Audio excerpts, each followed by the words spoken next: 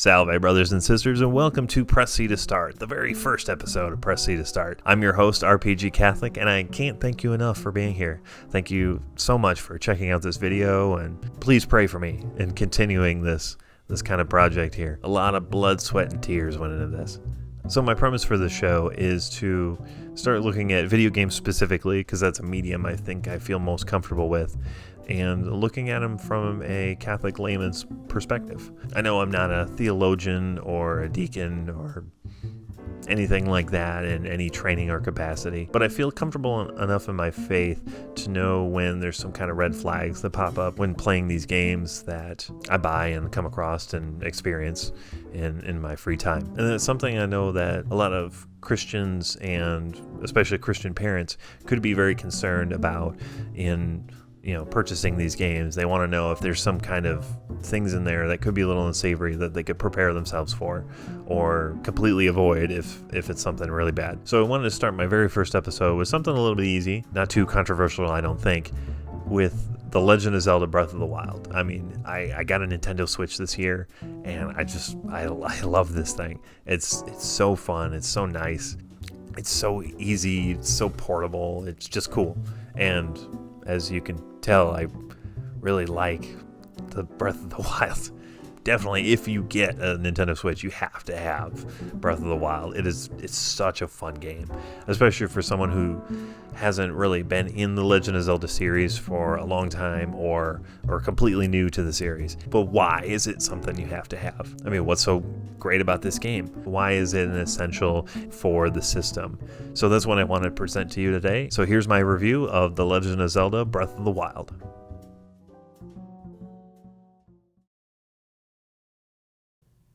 The Legend of Zelda Breath of the Wild is the 19th installment of the mainline Legend of Zelda series that follows the story of Link in his adventure to defeat the evil Ganon and rescue the Princess Zelda. It's a classic story, a formula only changed by time and place in the series.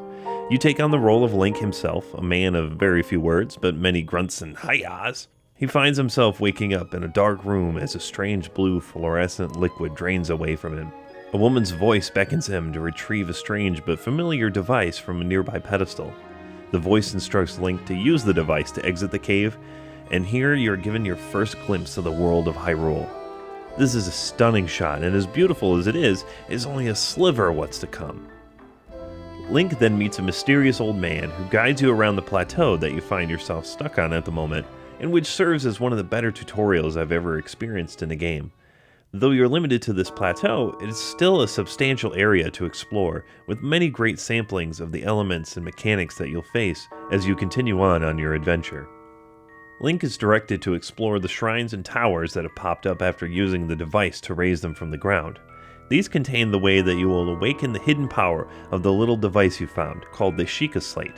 Once you visit all the shrines, you meet up with the mysterious old man again to find out that he's actually the spirit of the late king of Hyrule. The king tells Link about a 10,000-year-old legend of a hero and a princess who defeated the greatest evil the world had ever known, Ganon.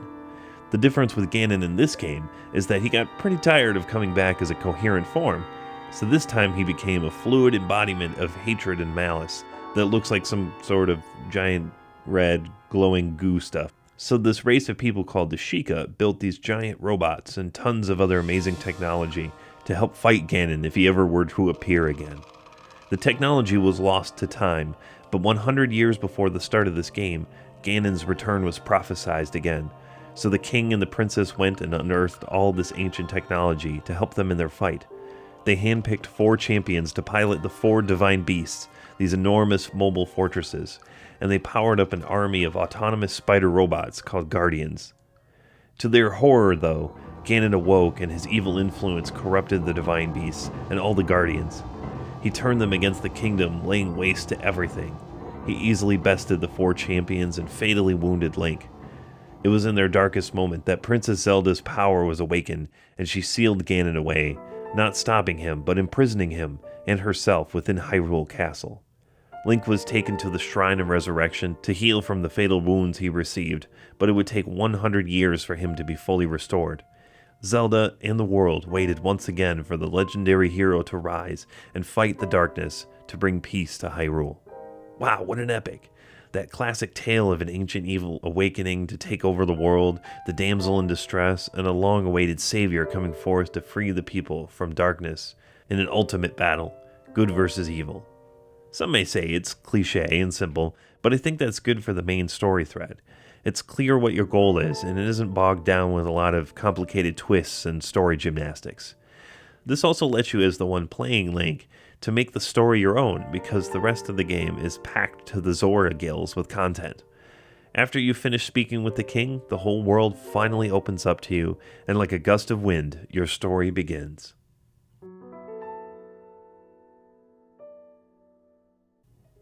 I haven't stated enough yet that Breath of the Wild is absolutely gorgeous. I'm just a sucker for this cel-shading art style.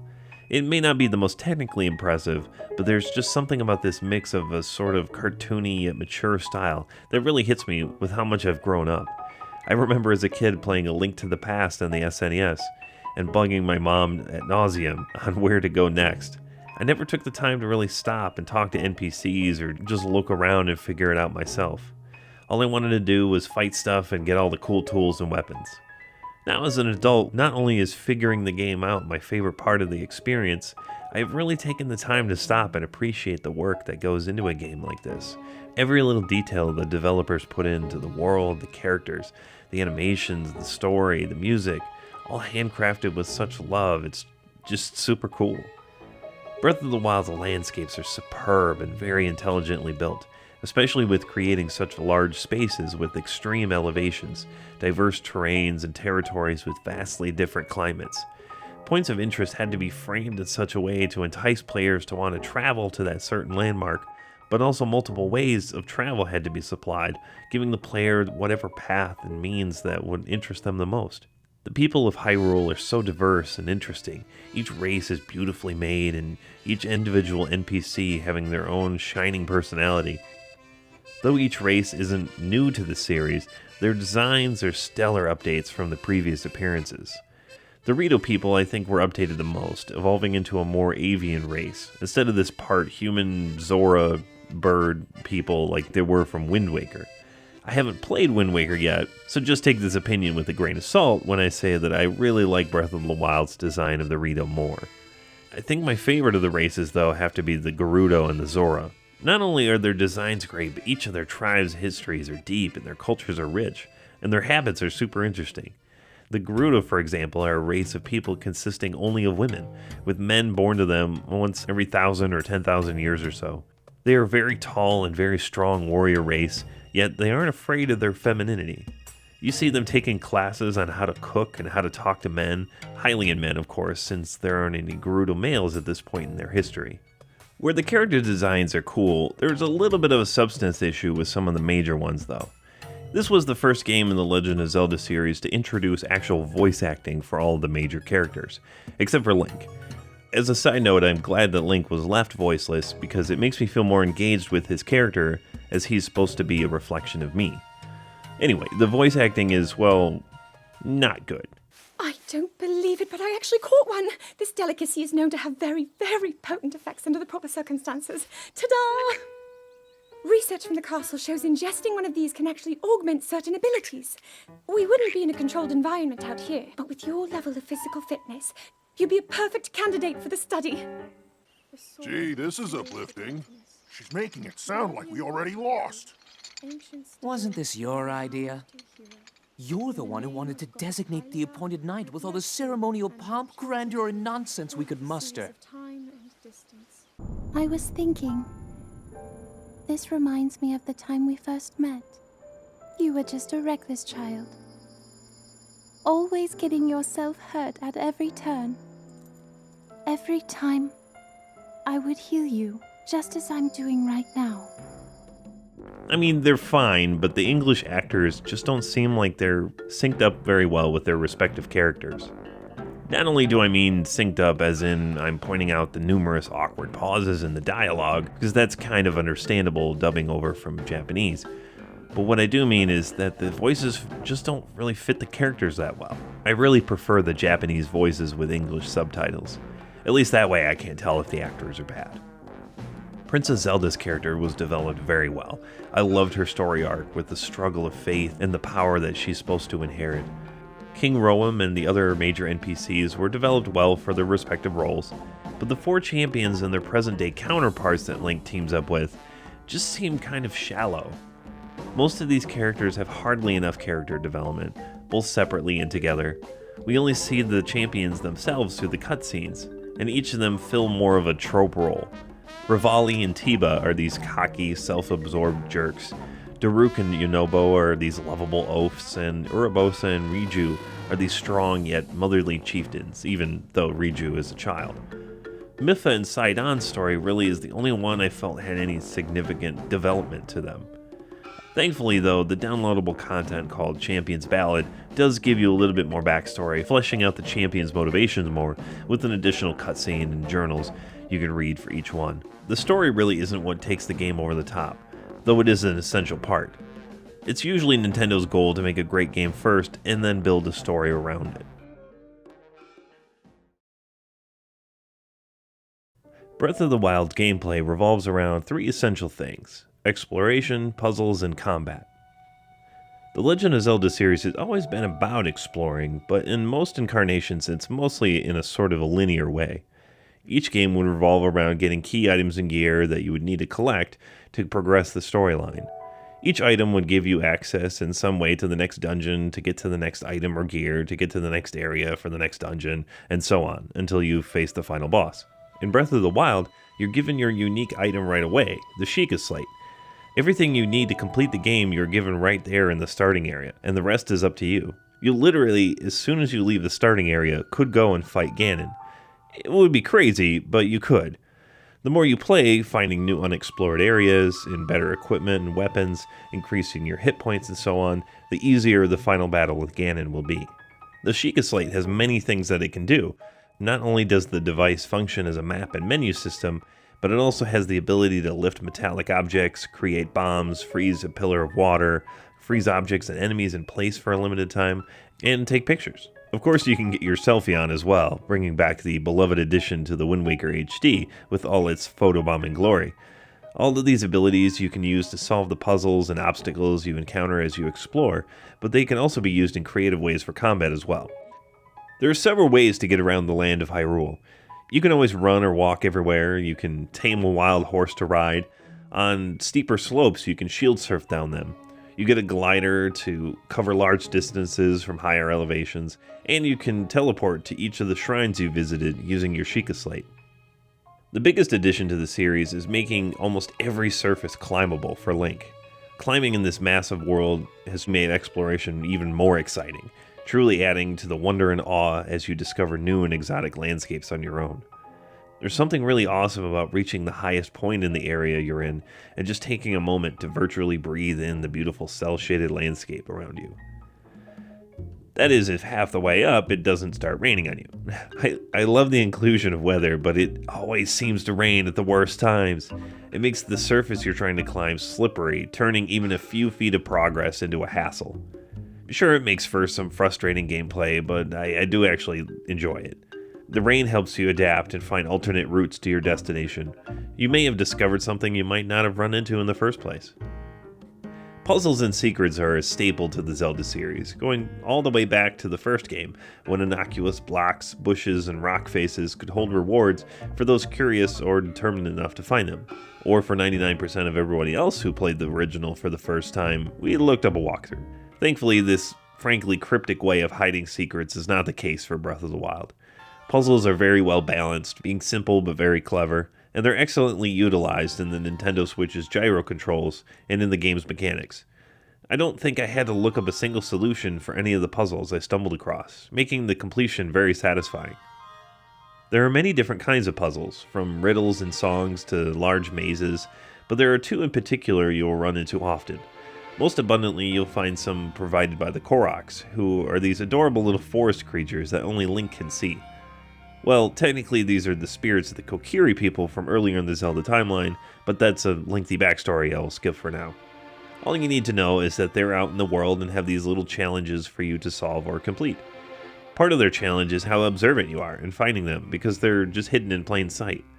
The puzzles and challenges they provide are nothing mind-bending, but they are nice to stumble across and break up your time exploring, and you get a nice reward by means of a Korok seed for your efforts. The shrines, on the other hand, are where the puzzle solving really shines. Each of them will have their own theme, usually revolving around one of the runes in the Sheikah Slate, or a particular game mechanic, combat, or a good combination of everything. Completing these shrines will reward you with a Spirit Orb. Both the orbs and seeds you can gather to exchange to increase Link's health and stamina and his inventory space. You will need to upgrade these often because the more monsters you kill, and after freeing each divine beast, the stronger the enemies get that you will face on the overworld. When it comes to weapons, there is a good variety of types to find. There are swords, clubs, axes, and hammers, with 1- and 2-handed versions of each, and you'll also find spears, boomerangs, and bow and arrows. You can also pick up shields to defend against enemy attacks, and use them to slide down sloping terrain. Some pieces of equipment have minor traits on them, like better durability, more aerodynamic to be thrown farther, increased damage or defense value, and some melee weapons have one of the 4 elemental types: fire, ice, lightning, and the ancient technology. There are also 6 different arrow types as well. You got the normal arrows, the 4 elemental types I just described for the melee weapons, and devastating bomb arrows as well.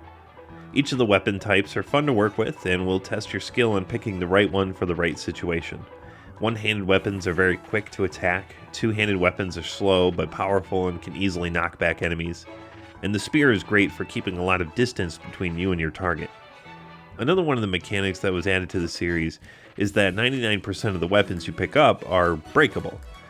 The lower tier clubs, rusty swords, bows, and shields you find in the beginning don't last very long. With limited inventory space for arms at the start of the game, it really hampers what you can carry as well.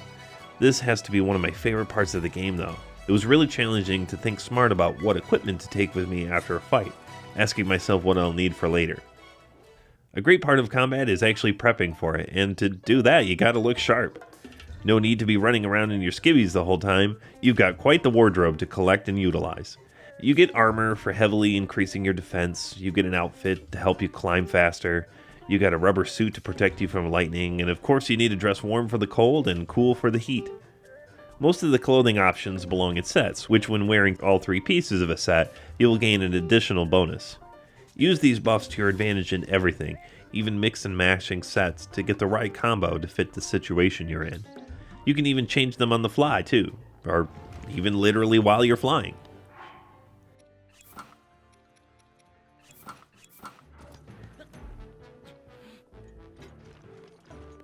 Now you can't look good in them clothes unless you got meat on your bones.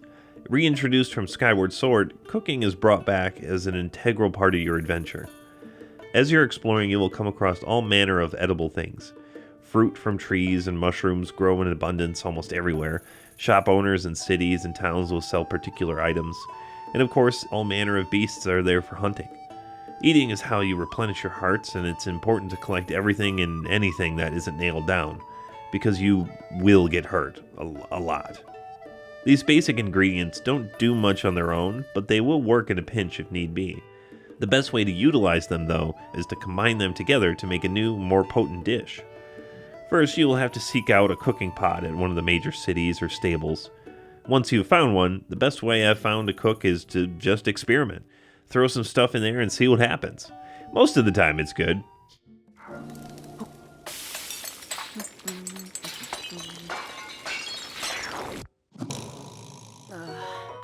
Yeah, maybe this hits a little too close to home. Specific ingredients in the game will give you a unique power-up for a short time when cooked into a dish. These ingredients will help you run faster, give you better defense or attack power, help you sneak around better, protect you from the heat or the cold, and some can temporarily increase your maximum hearts or stamina. I'm glad there's so much variety in cooking, but I honestly ended up making the same dishes over and over again. I really don't go out of my way to find ingredients, unless it was for a quest or an ingredient to increase my maximum hearts. I would usually just throw together what I had and called it a day. I could really care less of what power-ups I get in the end. If I ended up needing something specific, I more than likely had the ingredient on hand anyway. All these combined with your runes leads to a plethora of ways you can approach combat. Every situation can be different and really depends on your playstyle, which is great, giving the players so much to work with. You could charge in, swords a-blazing. You could sneak up for a silent strike or pick your enemies off from a distance. I always try to see if there are any environmental things that I could use to get the drop on them as well, like boulders perched above or explosive barrels that a well-placed fire arrow could ignite. Honestly, by the midpoint of the game, most of the fights I would just charge in and wreak as much havoc as possible. By this time as well, I really didn't have to worry about weapons because I was finding great pieces left and right, so I didn't have to worry too much when I broke something. I really missed the strategy of having to make everything count, but Hero Mode I think makes up for that with the spike in difficulty. Well, it looks like you're all set with gear, but what is the evil Ganon going to be throwing at you?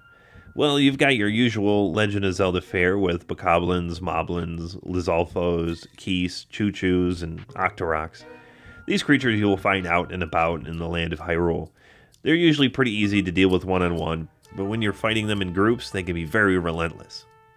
The biggest baddies are the corrupted guardians. You really have to be geared up and know what you're doing to take these things on. These towering robotic spiders will fire lasers at you and will chase you down mercilessly. Most of the enemies you'll fight will be pretty simple to deal with, but the guardians are no joke. There are many more enemies, including the Ganon Blight bosses and a few massive creatures as well. In all, there's a great variety of baddies to fight, and they each have their own strategies to tackle in combat, which can even change slightly on different terrain. It's a very different fight to take on Lizalfos in the desert compared to a lake or the volcano. The slight enemy variation from place to place will certainly keep you on your toes the first time you enter a new area.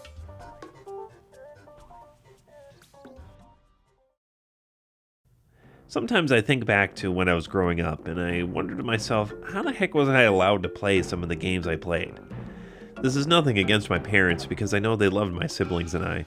I feel they let us play these games because they trusted us to know that they're just games and not to emulate them in real life. I've truly been able to play some really awesome games, and still have great memories with them, despite their content. That being said, I know there are plenty of parents who are very concerned with what a secular culture like we have today is trying to influence their children with. As a new father myself, so am I. So this last section here I want to dedicate as a parent's guide. The ESRB has rated Breath of the Wild E for 10 and up, for fantasy violence, mild suggestive themes, and the use of alcohol. Fantasy violence is very accurate. You're fighting monsters with swords and bows and such. And I would say it is pretty mild. There are no blood and guts. Okay, well, there are technically guts because Link can pick them up after defeating a monster to use them in potions and such. When you kill a monster, they will dissolve into this black smoke, leaving behind some of the parts, so that's technically gore. You can hunt animals as well, with them poofing out of existence and leaving behind some of the meat when they're killed. The only human enemies you fight are members of the Yiga clan, whom you never actually kill as they always throw down a smoke bomb and poof away as soon as they're defeated. The use of alcohol only shows up in the desert. The Gerudo have a bar that the people there will go to. You can go in there, but you're not able to be served any drinks, the bartender telling you that you're way too young. There is a woman in there that you could probably assume is drunk because of her dialogue at certain points in the day. The mild suggestive themes, though, are where I think most parents will find concern. There are three that I can think of. The first is probably the modesty of dress and some of the people that you'll meet. The great fairies that you can go to upgrade your armor are designed as these very large, voluptuous women supporting quite flashy and somewhat revealing attire. Next, I would like to address some of the characters who may have homosexual or transsexual tones in them. The first is Bolson, a carpenter living in Heiteno Village, and owner of the Bolson Construction Company. He is a very eccentric and effeminate man who is an excellent craftsman. It is not actually blatantly spelled out that he is homosexual, at least in the English translation that I'm aware of. There is a point in a side quest when he calls Link Studley, though I can't say for sure this is him flirting with Link or just describing how Link is throwing around some serious cash at the time. He also mentions at the end of a quest line that he's taking some time off to find a spouse, though it is not implied as to what he means, again in the English. He is an interesting and colorful character with a quirky personality, to say the least. The other character I'd like to mention is Villia. In the desert, the Gerudo people's main settlement is Gerudo Town. With them mostly consisting of women, it is one of their laws and customs that no men are allowed in the settlement. Except for Gorons, apparently. So, with Link being a man, he needs a disguise to get into town to speak to the chieftain. After asking around for a way to get in, you are led to someone named Villa, who is a man dressed as a woman, and he gives you some female Gerudo-style clothes to get into Gerudo Town. Just like Bolson, Villa is rather ambiguous. Sure, he's acting feminine, but is he merely playing the part to keep up his disguise, or is this a transgender message? For Link to receive the disguise, you do have to select a dialogue option that acknowledges him as a woman. The option to call him out as a man will end the conversation, which you will have to then talk to him again in order to receive the clothes you need to get inside Gerudo Town. Both Bolson and Villa really tiptoe around their subjects and aren't pushing an agenda overtly, but subtly the theme is still present and it's something to point out. Lastly, the series as a whole has a deep and interesting history, lore, and an actual theology. The divine history and lore themselves aren't shown too much in this installment of the series, but themes of worship, faith, and divine power are very prominent in the narrative. The powers that be are more based upon aspects of the Japanese Shinto religion, with 3 goddesses who created the world and the demons wanting to destroy everything they created. It's easy to see that Ganon himself is the major demonic force, trying again and again to destroy or subdue creation, though only successful for a short amount of time. This is a pretty straightforward thought, as you are playing the divinely appointed hero, fighting to stop him, justice against chaos. There is one encounter with a lesser demon, though, that I really can't help but feel disturbed by. Hidden behind a hill in Hitano village sits a statue that looks similar to the ones of the goddess Hylia, except it sports a pair of devilish horns. To both your surprise and the surprise of the spirit within the statue, you can hear its voice, much like Link can hear other spiritual beings, like the Koroks, for example. The trapped spirit tells you that it is actually a demon who is sentenced to be entombed in the statue by the goddess Hylia. The goddess had done this because the demon was trading wealth and long life in exchange for what he calls their essence. From there, he will strike up a deal with you wherein you can exchange your hit points for stamina and vice versa at the cost of 20 rupees. This is a nice mechanic to have when you need to rework your health and stamina, but to have a demon as the proxy for it, it's just a little cringy. In my first run through, I actually missed this guy completely, only finding out about him when trying to get all the quests done after I had beaten the game. He's easily avoidable and thankfully not necessary for the game as a whole. What I did find excellent was the spiritual journey that Princess Zelda went on. We see in the cutscene flashbacks that the princess on her 17th birthday was ordered by the king to pursue prayer at the shrines of power, wisdom, and courage that were dedicated to the goddess Hylia. This was to awaken the divine power she was supposed to have inherited through her royal bloodline, but we see that she really struggles, doubting that she even inherited this power at all. Instead, she pours her time and devotion into an ancient Sheikah technology to protect the kingdom from Ganon's arrival. This shows her stubbornness as well, a pride in thinking that she can do everything on her own. She's even pretty cold and callous to Link at first when he is appointed to her as a bodyguard. In the end, all her mortal progress for a weapon to defeat Ganon is crushed as he corrupts the Sheikah technology and uses it against her. It's only through an act of sacrifice that her powers truly come forth, finding that she was not abandoned by Hylia, but only that her heart was putting trust in the wrong place. Now, with complete faith in what the goddess had set into motion, Zelda seals away Ganon and herself, waiting for 100 years for the return of the hero that the goddess appointed. Only then can they together bring down Ganon and save Hyrule and the world. Even though The Legend of Zelda is not a Christian story, with its pantheon of gods and goddesses and Eastern influences, in the microcosm of its everyday NPCs, there is still some good things that a Christian can glean from it. It's a breath of fresh air to see a game prominently displaying a narrative of faith with themes of doubt, trust, pride, and self-sacrifice that one can reflect on in their own life.